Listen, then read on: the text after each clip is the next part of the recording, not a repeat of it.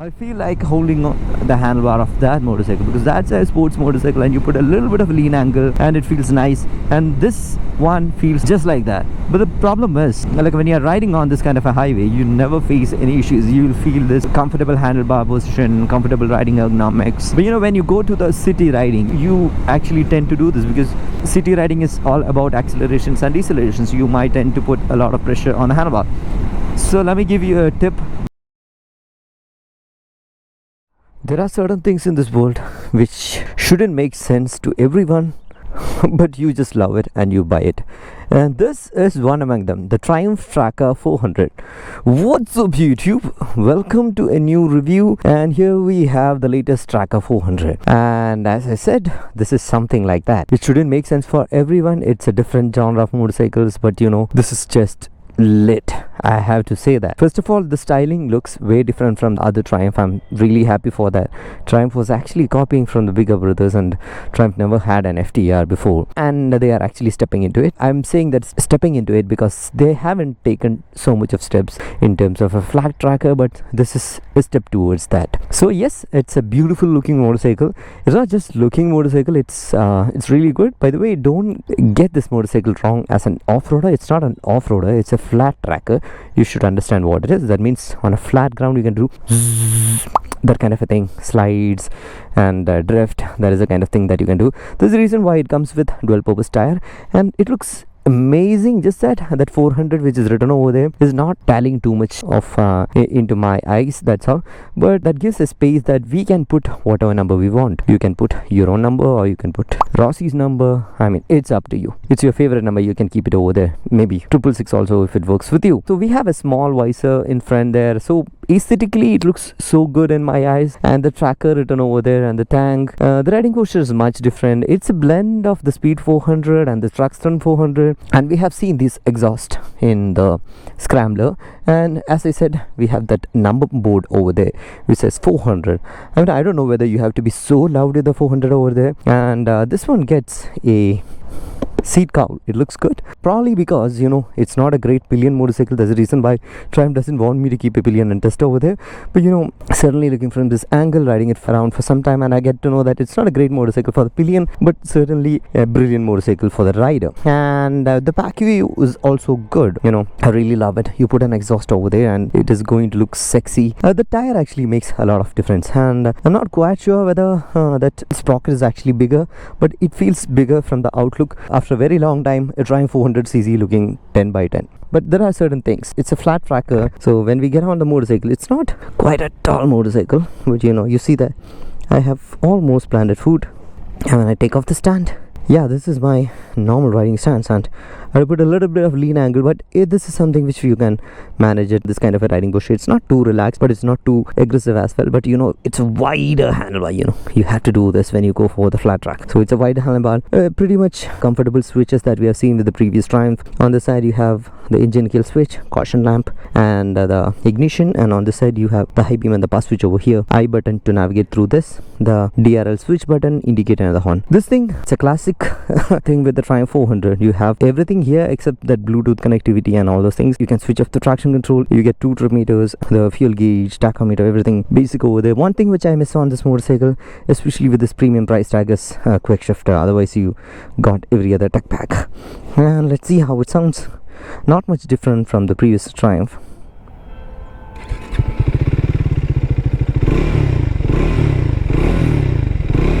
Sounds exactly similar to the previous Triumph. And I forgot to mention that it comes with a USD fob. It's not a long travel. Again, keep in mind that it's not an off-roader, it's a flat track. Alright, let's go for the ride.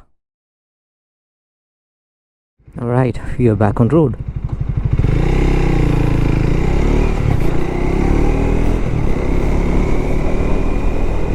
So first of all, I have to say that it's not great for corners as well, because you know it comes with MRF 80 tire. 80 tire means all-terrain tire. So again, not a that corner friendly motorcycle. What is that thing? Oh man, super. Wow. Ooh man. Left tire was almost lifting. So we have an open road. Bye to the AMG.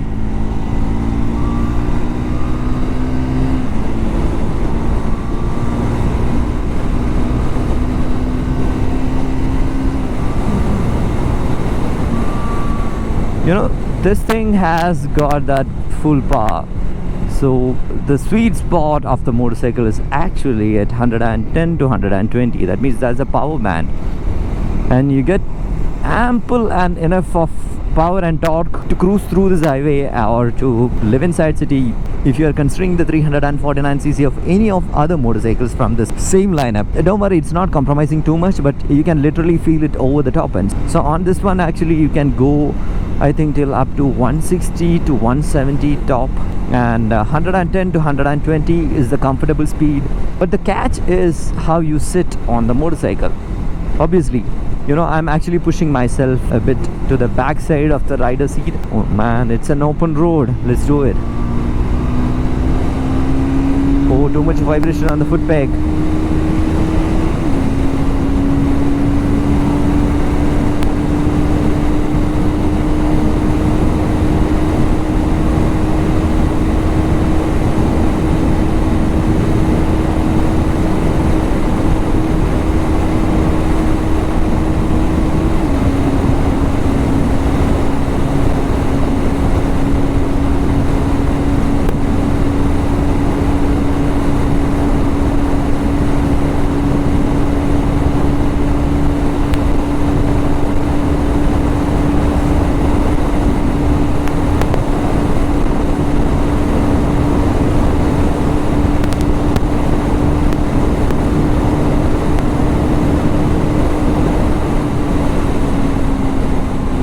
Yeah, that's how it goes. Previously that was a hill climb, that's the reason why it didn't pick well, but it went to 150.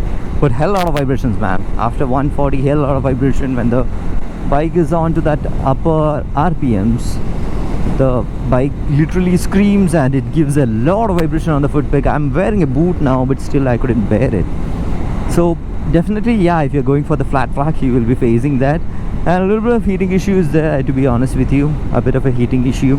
But yeah, I was talking about the new thing, which is the riding posture. You look at it, oh, I mean, I'm putting a little bit of lean angle. If you know, there's a forgot motorcycle from Honda, which is called the Honda CBR 250R. I feel like holding the handlebar of that motorcycle, because that's a sports motorcycle and you put a little bit of lean angle and it feels nice, and this one feels just like that. But the problem is, like, when you're riding on this kind of a highway, you never face any issues. You'll feel this comfortable handlebar position, comfortable riding ergonomics. But you know, when you go to the city riding, you actually tend to do this, because city riding is all about accelerations and decelerations. You might tend to put a lot of pressure on the handlebar. So let me give you a tip where you can comfortably ride this motorcycle. So when you are placing your hand on the bike, keep your armpits open. You keep it like this, and instead of giving the pressure over here, give the pressure over here. You do this, you use the throttle like a screwdriver and sit like this. This will make you comfortable. This will give a little bit of a sportiness to the upper body, but you know, that's perfectly fine. It is not going to hurt you, because you can anytime come up and feel comfortable. Oh, that's a good looking Grand Vitara. Black color cars are always good, man. Yeah, so that's the riding posture you should keep on this one. Otherwise, if you tend to put a lot of pressure on this area of your hand, you'll start paining over there. So it's better you correct your riding posture when you start riding this. And brakes are pretty confident, like I like it. It's not as sharp as a KTM, but not as blunt as a Domina. Yeah, Domina brakes are a bit of a blunt, I mean, in the lineup. And the suspension actually feels much comfortable. It doesn't feel so much different from the Speed 400 or the other motorcycles in this lineup. I have to say that it's not as hard as the Truxton 400. Truxton feels a little more leaned over and shorter handlebar. So Truxton is a bit different of an animal, you know. It's a very light motorcycle. It's not for everyone as well. And this one, I feel that for my height, I'm comfortable, but maybe a tall person might feel a little bit of cramped, you know, because it's not because of the knee thing, but the overall riding posture seems a bit of a thing, because you know, it's a race at foot peg, and the quality, fit and finish on the motorcycle is like absolutely incredible. I love it. The only one thing which I would like to see on the motorcycle is a quick shifter, and this motorcycle is actually coming on road for 3.1 lakh Bangalore, which is yeah, slightly on the higher side, but I won't say that it's an overpriced piece of engineering, but it is kind of rightly priced, because you know, you get all these tech, and you don't have a flat tracker right now. Yeah, Royal Enfield has a flat tracker, but they are not selling it. They have a flat tracker based on the 411 engine before. Now I don't see any of them on any of the tracks, but they don't make anything more.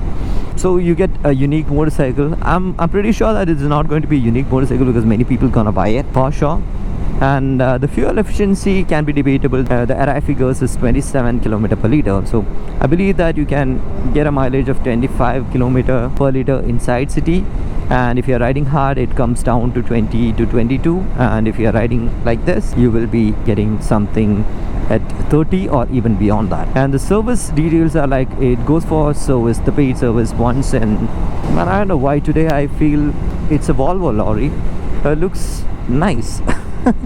Appreciating the beauty too much today. Okay, let's come back to the point. This goes for services once in 16,000 kilometers, and a paid service generally cost like 4,000 rupees, which is very pocket friendly in my eyes. So let's look at the verdict. So will this motorcycle fit your use case? If you have too much of your city use, if you have too much of your highway use, go for it, not a problem. You'll be definitely one of the fastest in the city, you'll be fastest on the highway. It's about fast, yeah. If you are someone who is actually riding slow, then you can consider some few other motorcycles as well. But this one is also good because when you have torque, you can actually ride slow. You can ride slow in torque, yes. But definitely a great motorcycle for your highway use, city use. Highway, it's just that you cannot tour a lot on this because you might feel like a parachute on this because, as I said, you have to keep your armpit open. You have to keep your hand parallel to the ground. So this will give a parachute effect. So it's not going to be a great motorcycle for highway because of this wind blast. It's a constant blast, you cannot do anything. Then you have to put a taller windscreen, it will just kill the purpose of what this is. And city use, yeah, I was enjoying it because, you know, wider handlebar means you can actually squeeze in through any kind of traffic. Only one thing is, since it is a little wider, you might not be able to squeeze into that minor gap, but I would say that don't worry, you'll eventually get it. And flat tracking, yeah, of course, if you have an eye on doing flat tracks, definitely go for it. But off-roading, don't go for this. You go for the scramblers. The scrambler is the best one. And if you are a beginner, you're starting from a 150cc motorcycle or a scooter, absolute beginner, then I would say that get some experience on something on 200cc and get some more hands on that one. But if you are already touring or been riding a 150cc for years, then not a problem. But this is not a great start for an absolute beginner because riding posture is new, power is good, braking is new, so that's the reason. But for an experienced person, if you're already on a 300 or 400cc motorcycle, the only reason for you to buy this is flat tracking, something that you can pursue. Like, you know, like people have been on to off-roads for a very long time. It's like playing golf, you know. Okay, so that's my take on the Tracker 400. Happy to ride the motorcycle and review it. And I hope this video is helpful for you, and as always, show some love in the form of likes and comments. See you in the next video. Until then, bye bye.